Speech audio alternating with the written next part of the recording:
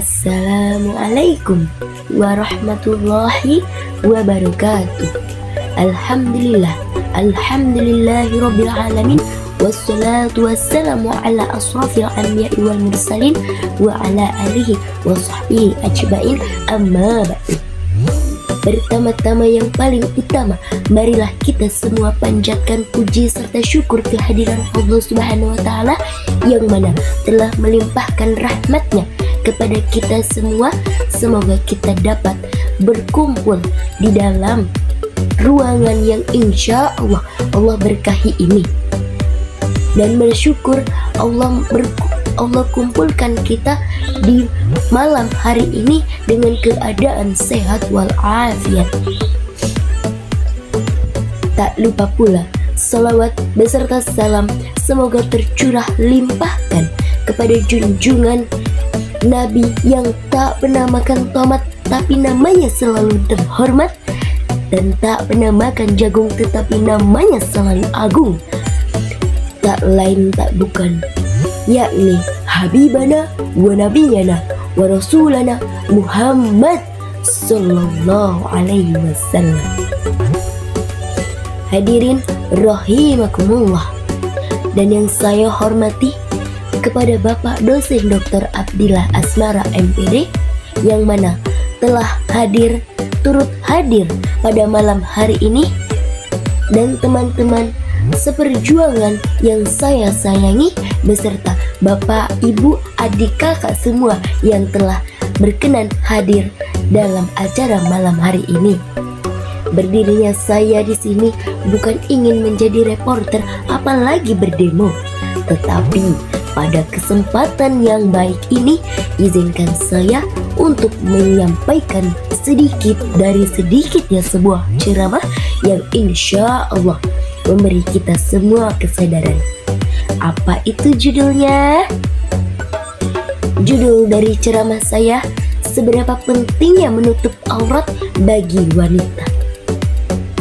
Hadirin rahimakumullah, Allah telah menjelaskan dan menegaskan kepada hambanya di dalam Quran surah Al-Ahzab ayat 59 yang berbunyi, A'udzubillahi minasyaitonirrajim. Ya ayyuhan nabiyyu qul azwajika wa banatika wa nisa'il mu'minina yudnina 'alaihinna min jalabibihin zalika adna ayyurafna fala yuza'in wa kanallahu ghafurur rahim. Yang artinya, wahai Nabi, katakan kepada istri-istrimu, anak-anak perempuanmu, dan istri-istri orang mukmin, hendaklah mereka menutupkan jilbabnya ke seluruh tubuh mereka.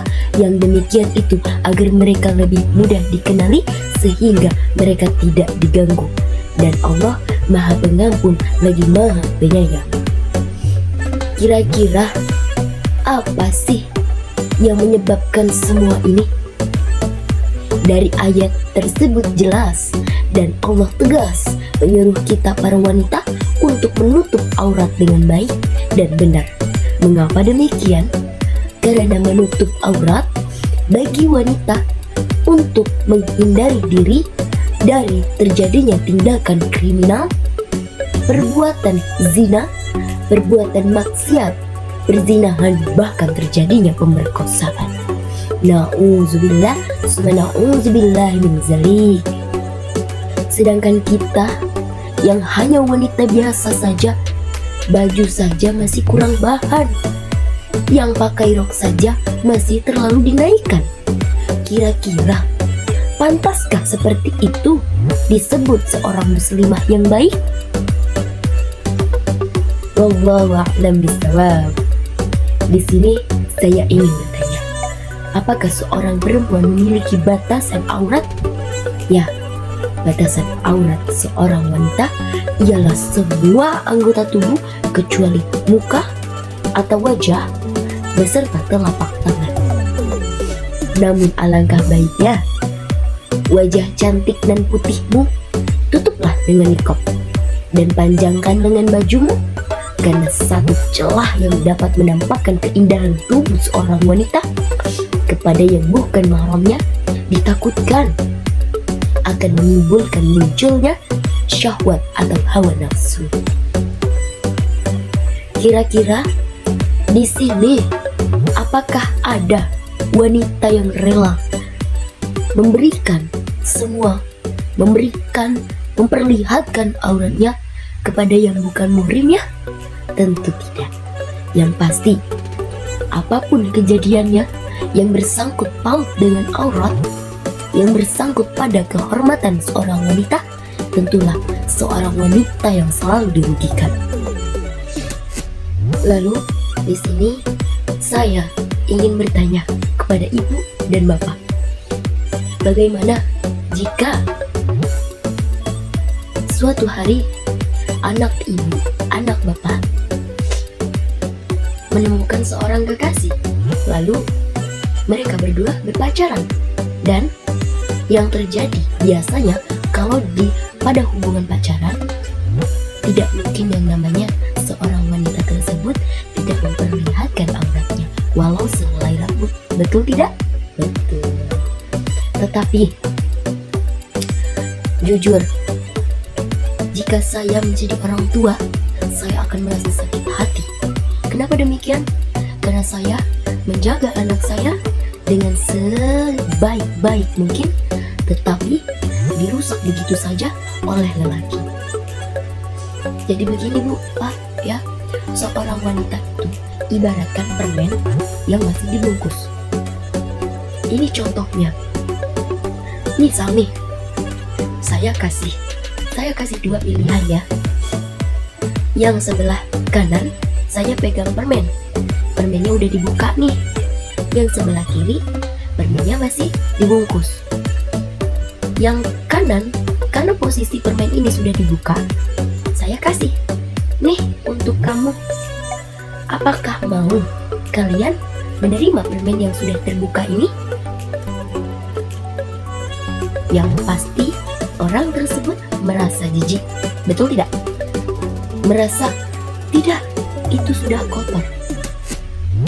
Karena yang membuka permen tersebut bukan dirinya sendiri, tetapi orang lain. Begitu juga perempuan. Maka dari itu, pentingnya menjaga aurat bagi perempuan. Begitulah Ibu, Bapak, ya. Menjaga aurat bagi perempuan itu sangatlah penting. Untuk yang pertama, seperti yang tadi saya katakan, untuk menghindarkan dirinya dari kejadian kriminal. Apa sih kejadian kriminal yang bisa disebabkan oleh terbukanya aurat? Yang pertama, pemerkosaan, pelecehan, ya, dan yang pasti, jika auratmu sudah terbuka, lalu laki-laki tersebut bersyahwat dan mempunyai birahi kepada wanita tersebut, apa yang akan terjadi? Tentu keselamatan wanita tersebut tidak akan dijamin. Mengapa demikian? Karena wanita tersebut secara tidak langsung sudah memancing si laki-laki untuk dirinya menyerang si wanita. Betul tidak? Bu, Pak, di mana-mana juga laki-laki mah nggak mungkin bertindak kalau tidak dipancing. Betul tidak? Jadi jangan sepenuhnya menyalahkan laki-laki. Bukan saya membela, tetapi begitu kenyataannya. Di dunia nyata, pada zaman sekarang seperti itu Bu. Bisa dilihat sendiri ya. Wanita zaman sekarang tanpa ada rasa malu memakai pakaian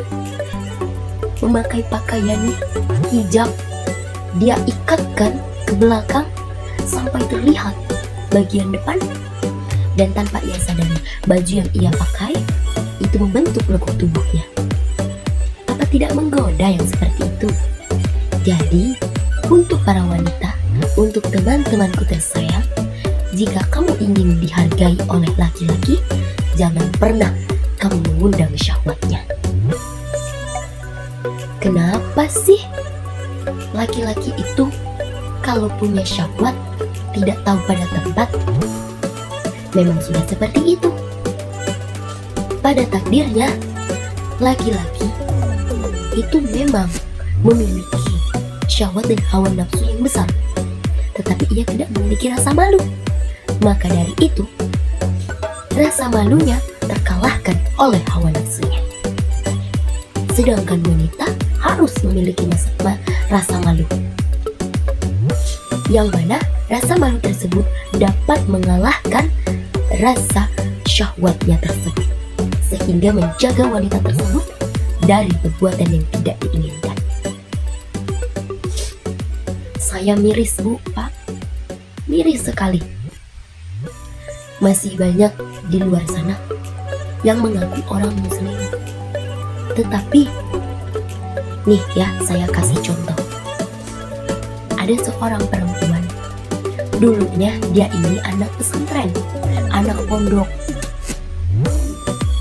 Dia di pondok belajar mengaji, belajar kitab, menghafal Al-Quran. Tetapi ketika ia keluar dari pondok, dia dihadapkan oleh zaman, dihadapkan oleh dunia, terbukalah jilbabnya. Rugi tidak? Tentu sangat rugi. Mengapa sangat rugi? Dari yang saya baca, Bu, Pak, bahkan dari guru-guru saya pun berkata, satu helai rambut wanita yang terlihat oleh bukan mahramnya itu sebagai satu bahan bakar untuk membakar orang tuanya di api neraka nanti. Apakah rela kalian melihat ibu, bapak, orang tua kalian tercinta yang sudah menjaga kalian, yang sudah menjaga dengan setulus hati, lalu diberikan balasan yang seperti ini di neraka? Na'udzubillah, su'ada'udzubillah min dzalik. Saya harap, Bu, Pak, pada keturunan kita nanti, ya, untuk bapak-bapak yang belum punya keturunan, ya, untuk ibu-ibu yang belum punya keturunan, untuk teman-temanku yang belum dibukakan pintu hidayahnya, dan untuk saya sendiri yang masih dipenuhi dosa, semoga Allah cepat berikan hidayah supaya kita diberikan kesadaran seberapa pentingnya kita harus menjaga aurat sebagai wanita. Lalu, apakah aurat wanita itu hanyalah sebatas muka dan telapak tangan saja? Dari ilmu yang pernah saya pelajari, guru saya pernah berkata, suara seorang wanita ialah aurat. Itulah kenapa yang azan di masjid itu bukan wanita, ya. Yang sering membaca berzanzi itu bukan wanita. Kebanyakan hal tersebut dilakukan oleh laki-laki. Karena kenapa? Ditakutkan, Bu, Pak. Ini orang-orang kampung, ya, mau pergi ke masjid karena hanya ingin melihat, wah, siapa itu yang azan di masjid? Mau lihat, suaranya merdu sekali. Dosa tidak seperti itu? Tentu dosa. Karena secara tidak langsung, ia memikat, ia memberikan rasa penasaran kepada warga yang laki-laki maupun yang perempuan. Maka dari itu, Bu, Pak, untuk menghindari semua fitnah-fitnah terhadap wanita, jagalah anakmu, tegaskan kepada mereka, jaga istrimu dan tegaskan kepada dia, tutuplah auratmu, lebarkan hijabmu, panjangkan lengan bajumu, dan longgarkan bajumu. Karena yang bisa menjaga aurat itu hanyalah diri sendiri. Kalau bukan dari kesadaran, tidak akan pernah terjadi. Saya harap dengan adanya ceramah ini, saya bukannya sok mengajari, karena saya sendiri masih banyak khilaf dan salah. Saya hanya ingin memberi sedikit ilmu yang saya pahami. Bila ada salah-salah kata, Saya mohon koreksi ya Bapak Dokter Muhammad Abdillah yang terhormat. Dan bila ada kesalahan ucapan, saya mohon maaf kepada teman-teman semua, Bapak Ibu yang telah hadir, dan saya mohon ampun kepada Allah Subhanahu wa taala. Sebelum saya akhiri, saya punya pesan untuk teman-teman semua yang hadir di sini. Teman-temanku, marilah bersama-sama kita sambut hidayah dari Allah. Kita indahkan teguran, penegasan, perintah dari Allah Subhanahu wa taala untuk menutup aurat. Jika dirimu sayang dengan orang tuamu dan jika dirimu mencintai dirimu sendiri, maka tutuplah auratmu sesuai dengan syariat Islam. Saya akhiri dari ceramah ini. Saya mohon maaf apabila ada salah-salah kata dan saya mohon ampun kepada Allah yang Maha Kuasa. Sebelum saya akhiri, saya ingin membacakan satu kalimat pantun. Burung urian burung cendrawasih. Cukup sekian dan terima kasih. Wassalamualaikum warahmatullahi wabarakatuh.